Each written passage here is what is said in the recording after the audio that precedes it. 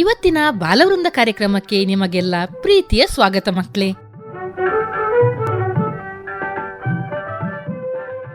ಇಂದಿನ ನಮ್ಮ ಕಾರ್ಯಕ್ರಮದಲ್ಲಿ ಬಾಲ ಪ್ರತಿಭೆ ಯೋಗಪಟು ಸಾನ್ವಿ ದೊಡ್ಡಮನೆ ಅವಳೊಂದಿಗೆ ಮಾತುಕತೆಯನ್ನು ಕೇಳೋಣ. ಪುಟಾಣಿ ಕೇಳುಗರಿಗೆಲ್ಲ ಪ್ರೀತಿಯ ನಮಸ್ಕಾರ. ಇಂದಿನ ನಮ್ಮ ಕಾರ್ಯಕ್ರಮದ ಅತಿಥಿ ಪುಟಾಣಿ ಸಾನ್ವಿ ದೊಡ್ಡಮನೆ. ಇವಳು ಯೋಗಪಟು, 7ನೇ ತರಗತಿಯಲ್ಲಿ ಕಲಿತಾ ಇದ್ದಾಳೆ. ಇವಳ ಶಾಲೆ ಹೆಸರು ಕಾನೆಯ ಜ್ಯೋತಿ ಇಂಗ್ಲಿಷ್ ಮೀಡಿಯಂ ಸ್ಕೂಲ್ ಕಡಬ. ಯೋಗದಿಂದಾಗಿ ಇವಳ ಹೆಸರಲ್ಲಿ ತುಂಬಾ ರೆಕಾರ್ಡ್ಸ್ಗಳಿವೆ, ಪ್ರಶಸ್ತಿಗಳಿವೆ, ಸನ್ಮಾನಗಳು ಸಿಕ್ಕಿವೆ. ಇನ್ನು ಇವಳ ರೆಕಾರ್ಡ್ ಬಗ್ಗೆ ಹೇಳೋದಾದ್ರೆ, ಗೋಮುಖ ಆಸನದಲ್ಲಿ 1 ಗಂಟೆ 1 ನಿಮಿಷ 21 ಸೆಕೆಂಡ್ ಒಂದೇ ಸ್ಥಿತಿಯಲ್ಲಿ ಇರುವ ಮೂಲಕ ಈಕೆ ವಿಶ್ವ ದಾಖಲೆ ಮಾಡಿದ್ದಾಳೆ. ಇದು ಇಂಡಿಯಾ ಬುಕ್ ಆಫ್ ರೆಕಾರ್ಡ್ಗೆ ಸೇರಿಕೊಂಡಿದೆ. ಉಳಿದ ರೆಕಾರ್ಡ್ಗಳ ಬಗ್ಗೆ ಅವಳಿಂದಲೇ ತಿಳ್ಕೊಳ್ಳೋಣ. ಕಾರ್ಯಕ್ರಮಕ್ಕೆ ಸ್ವಾಗತ ಸಾನ್ವಿ. Thank you ma'am. ಹೇಗಿದ್ದೀಯಾ? ಚೆನ್ನಾಗಿದ್ದೀನಿ, ನೀವು ಹೇಗಿದ್ದೀರಾ? ನಾನ್ಸ ಹುಷಾರಿದ್ದೇನೆ. ಈಗ ನಿನ್ನ ಹತ್ರ ಯೋಗ ಕಲಿಬೇಕಂತಿದ್ದೇನೆ. ನಮ್ದು ಮಾತನಾಡಿದ ನಂತರ ನನಗೆ ಕೆಲವೊಂದು ಯೋಗದ ಆಸನಗಳ ಬಗ್ಗೆ ಹೇಳಬೇಕು. ಹೇಳ್ತೀಯಾ? ಆಯ್ತು ಮ್ಯಾಮ್. ಈಗ ನಿನ್ನ ಯೋಗದ ಬಗ್ಗೆ ಹೇಳು. ಎಷ್ಟು ವರ್ಷದಿಂದ ಯೋಗ ಮಾಡ್ತಾ ಇದ್ದೀಯಾ? 4 ವರ್ಷ. ಈಗ 5ನೇದು. ಇದು 5ನೇ ವರ್ಷ. ಅಂದ್ರೆ ಎಷ್ಟು ವರ್ಷದಿಂದ ಶುರು ಮಾಡಿದ್ದೀಯಾ ನೀನು? 4. ಲಾಕ್ಡೌನ್, ಕೊರೋನಾ ಲಾಕ್ಡೌನ್ ಅಲ್ಲಿ ಸ್ಟಾರ್ಟ್ ಮಾಡಿದ್ದು. ಯಾಕೆ? ಅದು ರಜೆಯಲ್ಲಿ ಬೋರ್ ಆಗ್ತಿತ್ತು. ಆವಾಗ ಅಮ್ಮ ಹೇಳಿದ್ರು, ರಜೆಯಲ್ಲಿ ಕೂತ್ಕೊಂಡು ಎಂತ ಮಾಡ್ತೀಯಾ ಅಂತ. ಆವಾಗ ಹೀಗೆ ಅಂತ ಯೋಗದೊಂದು ಕ್ಲಾಸ್ ಬಂತು. ಆವಾಗ ಅಮ್ಮ ಹೇಳಿದ್ರು, ಇದಕ್ಕೆ ಸೇರ್ತೀಯ ನೀನು ಅಂತ. ಅದಕ್ಕೆ ನಾನು ಅದು ಹೇಗೆಲ್ಲ ಇರ್ತದೆ ಅಂತ ಕೇಳ್ದೆ ಅಮ್ಮನ ಜೊತೆ. ಅಮ್ಮ ಅದು ಸ್ವಲ್ಪ ಈಸಿ ಇರುವುದು ಅಂತ ಹೇಳಿ ಸೇರಿಸಿದ್ರು. ಲಾಸ್ಟಿಗೆ ಹೋಗ್ತಾ ಹೋಗ್ತಾ ನನಗೆ ಸ್ವಲ್ಪ ಫಸ್ಟಿಗೆ ಟಫ್ ಆಯಿತು. ಆಮೇಲೆ ಈಸಿ ಆಗಿ ಲಾಸ್ಟಿಗೆ ಈಗ ಈಸಿ ಆಗ್ತಾ ಉಂಟು. ಈಗ ಈಸಿ ಆಗ್ತಾ ಉಂಟು ಅಂದ್ರೆ ನೀನು ಮೊದಲು ನೋಡಿದ್ದೇ ಆನ್ಲೈನ್ ಮುಖಾಂತರವಾ? ಹೌದು. ಯಾವುದೇ ಯೋಗ ಕ್ಲಾಸಿಗೆ ಹೋಗ್ಲಿಲ್ವಾ? ನಾನು ಯೋಗ ಫಸ್ಟಿಗೆ ಕಲಿಯುವಾಗ ನನಗೆ ಶರತ್ ಸರ್ ಇದ್ರು, ಈಗ ಸಂತೋಷ್ ಸರ್ ಮತ್ತೆ ಹರಿದಾಸ್ ಸರ್. ಮನೆಯಲ್ಲಿ ಬೇರೆ ಯಾರು ಯೋಗ ಮಾಡ್ತಾರೆ? ನನ್ನ ತಂಗಿ ಮತ್ತೆ ಇದು ಯೋಗ ಡೇ ಅವತ್ತು ನನ್ನ ಅಪ್ಪ ಮಾಡಿದ್ದಾರೆ. ಓ, ಯೋಗ ಡೇಗೆ ಮಾತ್ರ ಅಪ್ಪ ಮಾಡಿದ್ದು, ಬಾಕಿ ದಿನ ಮಾಡುದಿಲ್ಲ? ಅಮ್ಮ ಮಾಡುದಿಲ್ಲ. ನೀನು ಬಾಕಿ ದಿನ ಸಹ ಮಾಡಿಸ್ಬೇಕು ಅಪ್ಪನ ಹತ್ರ. ಅಪ್ಪ ನನ್ನ ಜೊತೆ ಮಾತ್ರ ಮಾಡು ಅಂತ ಹೇಳೋದು. ನಿನಗೆ ಹೇಳ್ತಾರೆ ಮಾಡ್ಲಿಕ್ಕೆ, ಅವರು ಮಾಡುದಿಲ್ಲ. ನೀನು ಹೇಳಬೇಕು ಯೋಗದಿಂದ ಏನೆಲ್ಲ ಲಾಭ ಇದೆ ಅಂತ. ಯೋಗದಿಂದ ಹೆಲ್ತ್ ಸರಿ ಆಗ್ತದೆ. ಅಂದೀಗ ಕಾಲು ನೋವು, ಜ್ವರ, ಶೀತ ಎಲ್ಲ ಇದೆ, ಸ್ವಲ್ಪ ಸರಿ ಆಗ್ತದೆ. ನಂಗೆ ಸರಿಯಾಗಿದೆ.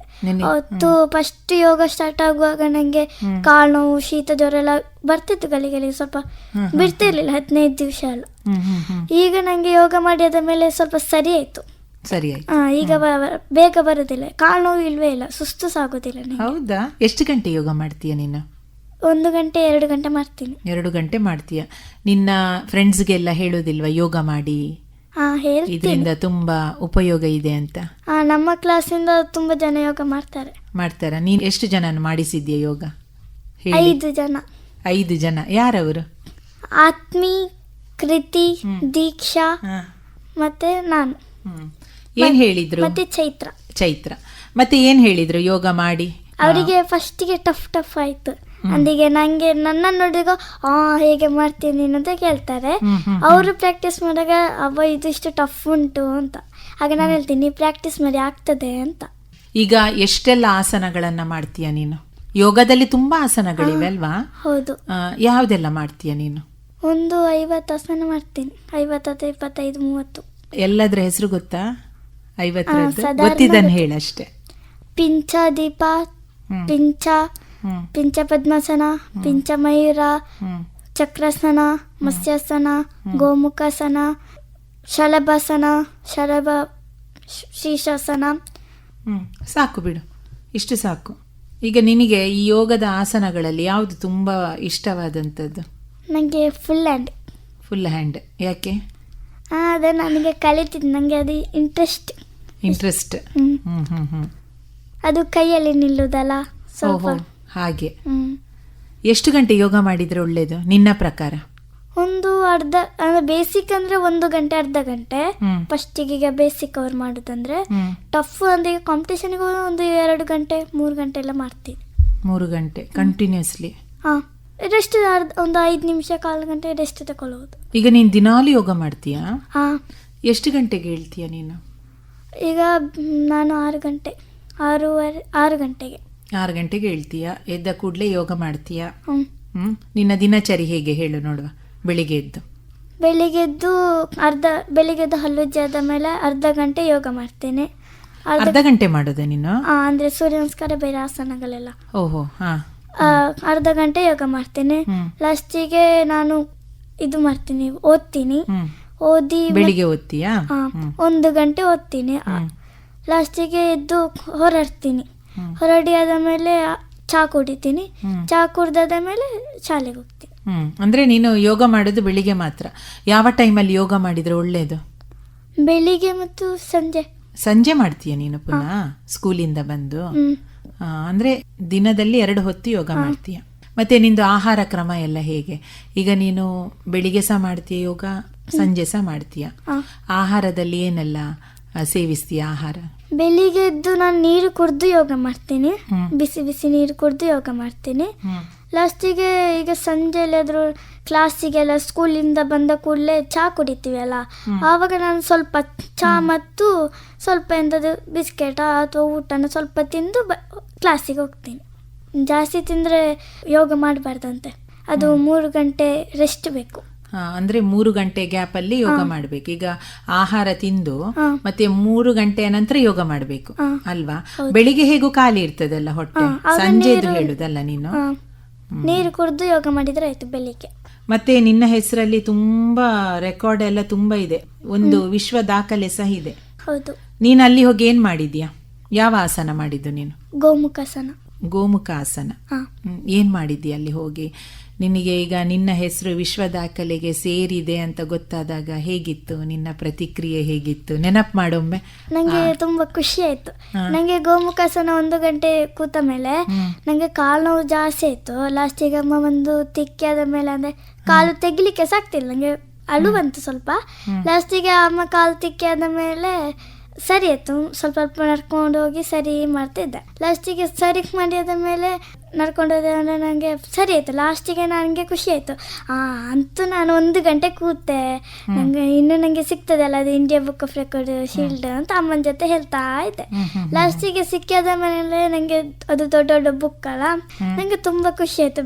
ಅದರಲ್ಲಿ ಪೆನ್ನು, ಪುಸ್ತಕ, ಇಂಡಿಯಾ ಬುಕ್ ಆಫ್ ರೆಕಾರ್ಡ್ ಇದು ಪುಸ್ತಕ, ಮೆಡ್ಲ್, ಶೀಲ್ಡ್ ಎಲ್ಲ ಸಿಗುವಾಗ ನಂಗೆ ಖುಷಿ ಆಯಿತು. ID ಕಾರ್ಡ್ ಇದೆಲ್ಲ ಸಿಕ್ಕಿದೆ, ಆಗ ನನಗೆ ತುಂಬ ಖುಷಿ ಆಯಿತು. ಎಷ್ಟು ಮಂದಿ ಇದ್ರು? ನಾನು ಮತ್ತು ಯೋಗ ಸರ್, ನಾನು ಅಮ್ಮ ಯೋಗ ಸರ್.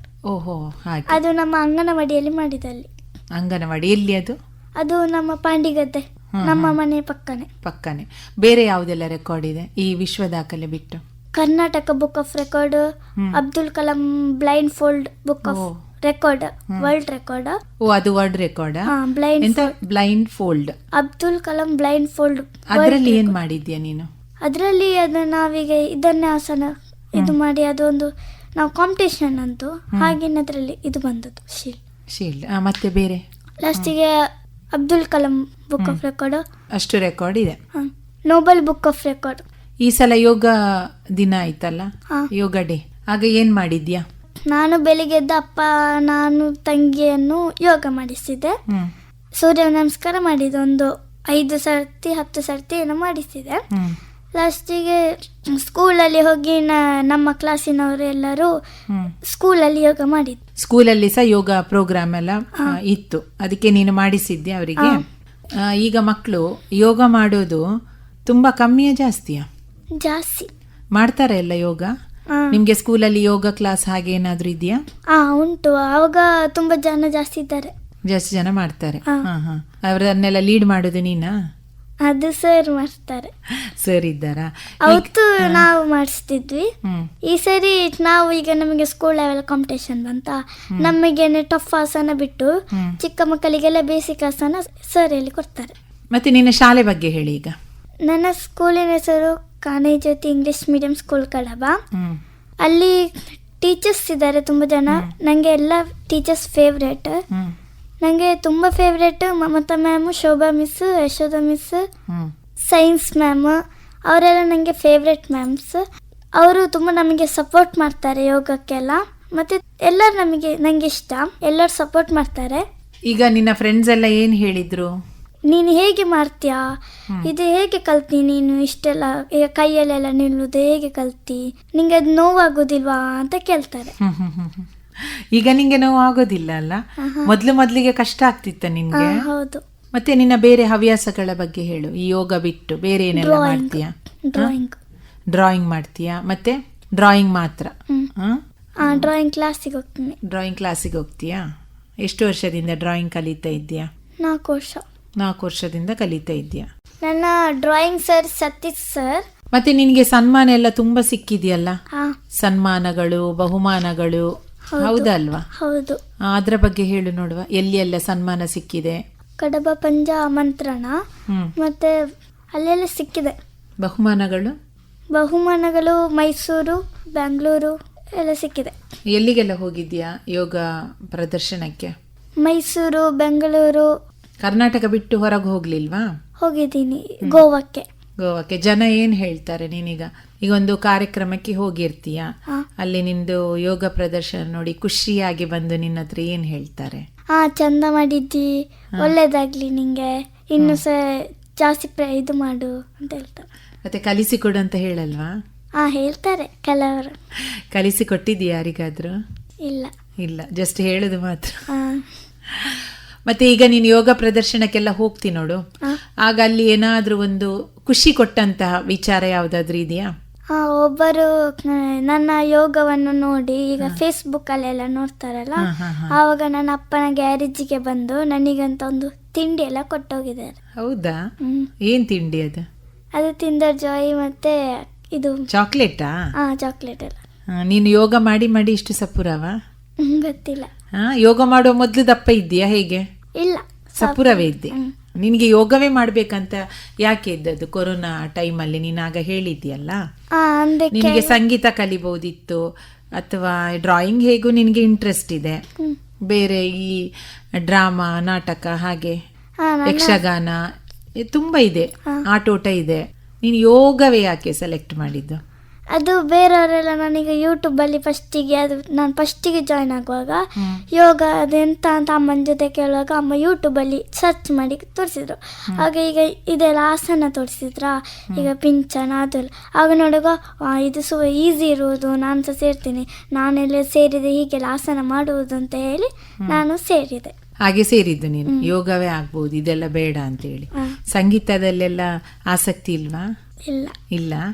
ಹಾಡ್ತೀನಿ, ಕೆಲವೊಂದು ಅಮ್ಮ ಹೇಳಿಕೊಟ್ಟಿದ್ದಾನೆ ಹಾಡ್ತೀನಿ. ಅಮ್ಮ ಹಾಡ್ತಾರ? ಮತ್ತೆ ಮನೆಯಲ್ಲಿ ಯಾರೆಲ್ಲ ಇದ್ದಾರೆ? ಅಪ್ಪ, ಅಮ್ಮ, ತಮ್ಮ, ನಾನು, ತಂಗಿ ಎಷ್ಟು ವರ್ಷ? ತಂಗಿಗೆ 10. ಎಷ್ಟನೇ ಕ್ಲಾಸ್ ಅವಳು?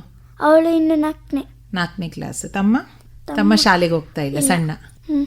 ಈಗ ತಂಗಿ ಮಾಡಲ್ವಾ ಯೋಗ ನಿನ್ನೊಟ್ಟಿಗೆ?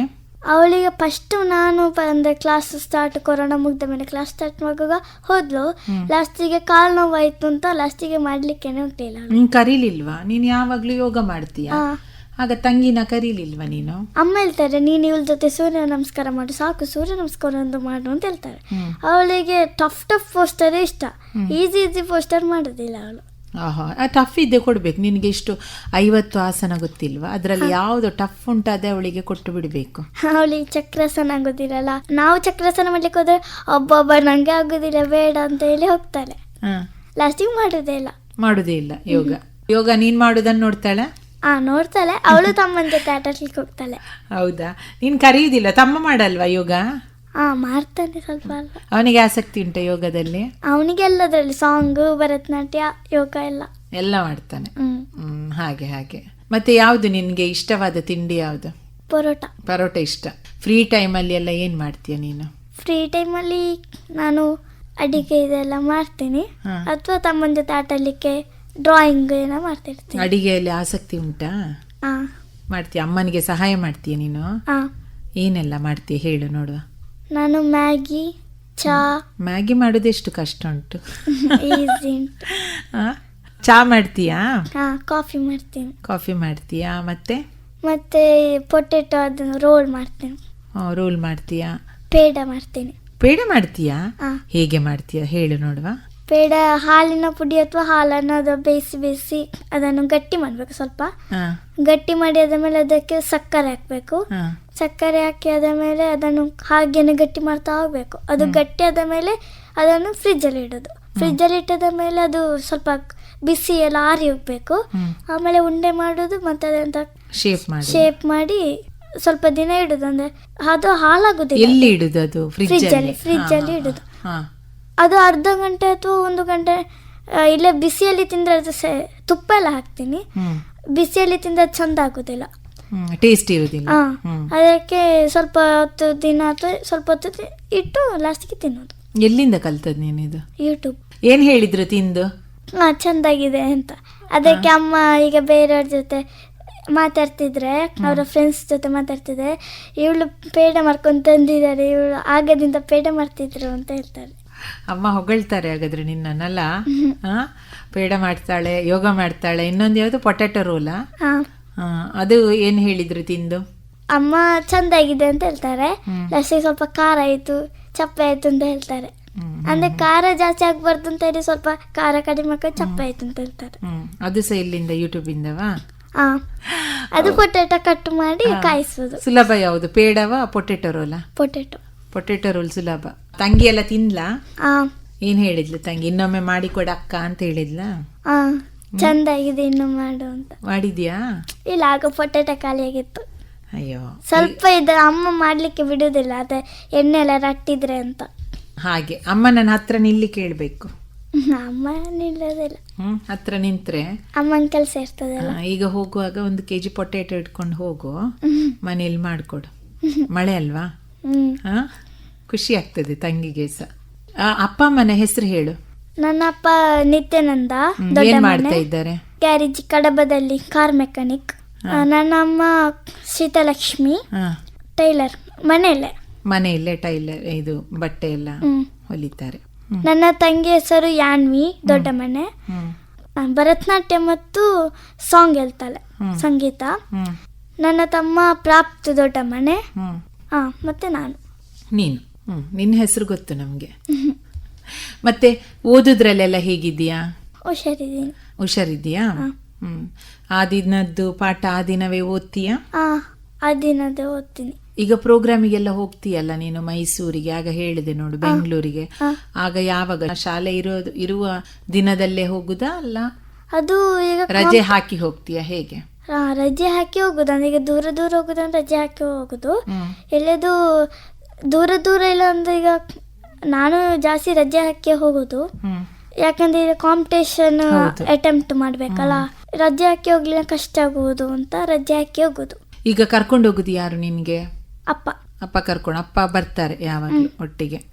ನಿನ್ಗೆ ಎಲ್ಲೇ ಕಾಂಪಿಟೇಷನ್ ಇದ್ರು ಅಪ್ಪ ಬರ್ತಾರೆ. ಈಗ ಸಾನ್ವಿ, ಈಗ ಹೇಳ್ಬೇಕು, ಯೋಗ ಮಾಡ್ಲಿಕ್ಕೆ ಏನು ಮುಖ್ಯವಾಗಿ ಬೇಕಿರುವಂತದ್ದು ಈಗ ನಿನ್ನ ಪ್ರಕಾರ?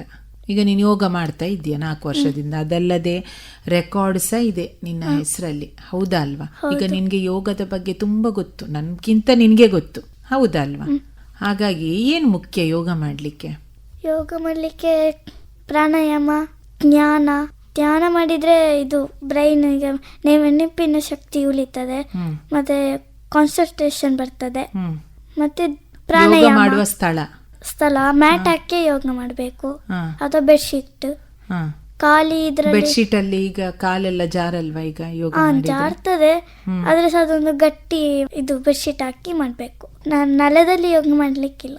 ಮತ್ತೆ ಸಾನ್ವಿ ಹೇಳಿ, ಈಗ ಹೇಗಿದೆ ಪ್ರೋತ್ಸಾಹ ಹೇಗಿದೆ? ಈಗ ನಿನ್ನ ಯೋಗ ಎಲ್ಲ ನೋಡಿ ತುಂಬಾ ಜನ ನಿನ್ಗೆ ಪ್ರೋತ್ಸಾಹ ಕೊಡ್ತಾರೆ. ಈಗ ನಿನ್ನ ಒಟ್ಟಿಗೆ ಇದ್ದವರು ವಿಜಯ್ ಚಂದ್ರ ಮುಂಡಲ್ಲಿ ಅವರು ನಂಗೆ ಪ್ರೋತ್ಸಾಹ ಕೊಡ್ತಾರೆ.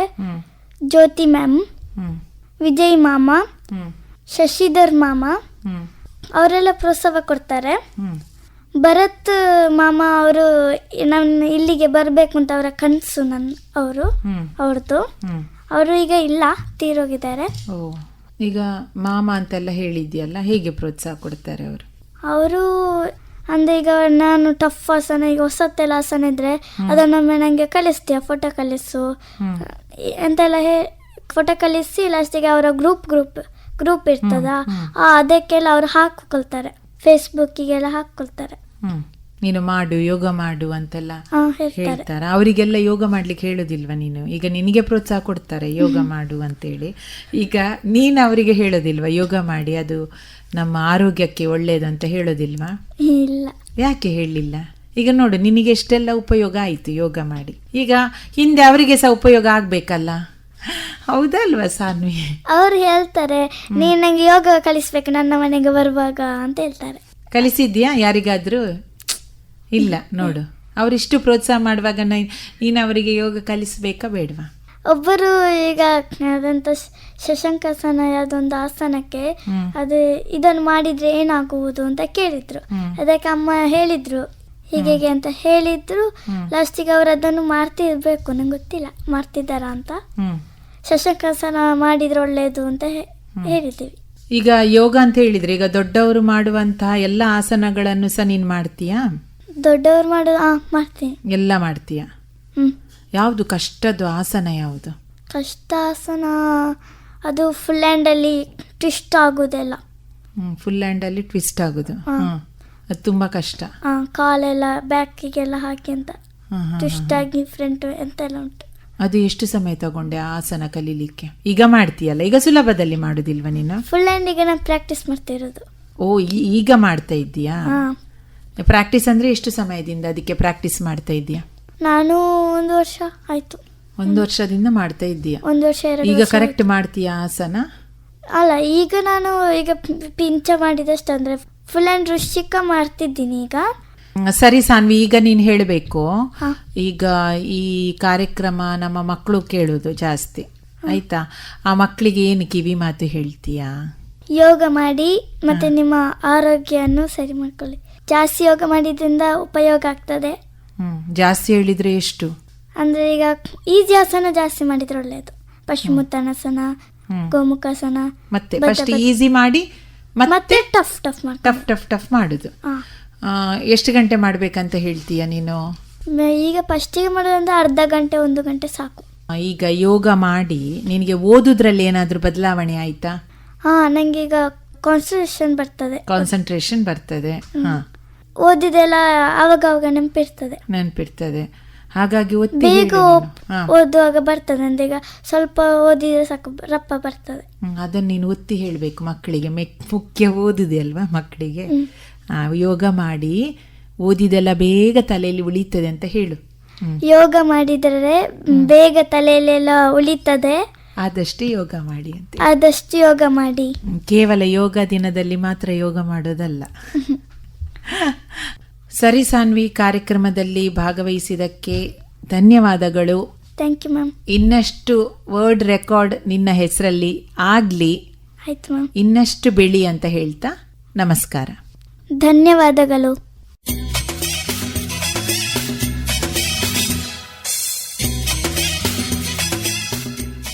ಮಕ್ಕಳೇ, ಇದುವರೆಗೆ ಬಾಲಪ್ರತಿಭೆ ಯೋಗಪಟು ಸಾನ್ವಿ ದೊಡ್ಡಮನೆ ಅವಳೊಂದಿಗೆ ಮಾತುಕತೆ ಕೇಳಿದಿರಿ. ಇವಳನ್ನು ಮಾತನಾಡಿಸಿದವರು ರಶ್ಮಿ ಜೇರೈ.